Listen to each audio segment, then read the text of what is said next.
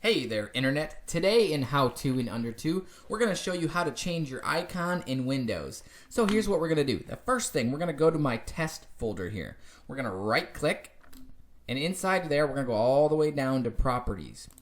Inside of Properties, you're going to see 1, 2, 3, 4, 5 tabs. The tab all the way to the right, Customize.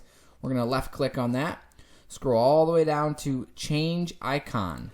As you can see, there are already a whole bunch of icons for you to choose from here. So we're going to go ahead and just choose this tree icon. Now, after this, we're going to show how to do custom icons.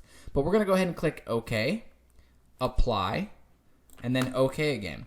As you can see, our icon has now changed to this tree. But we want to change it to this dog icon. So to do that, we're going to right-click again, down to Properties again, Customize again, Change icon again, browse this time instead of selecting one from the list. We're going to hit browse.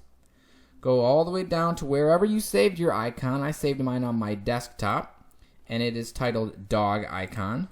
And then I click open. OK again, apply, and OK.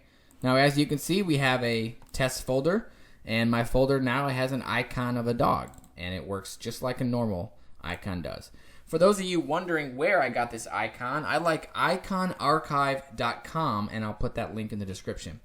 So if you guys learned something today, please like and subscribe. Comment below if you have any questions or you would like me to share another quick how-to video.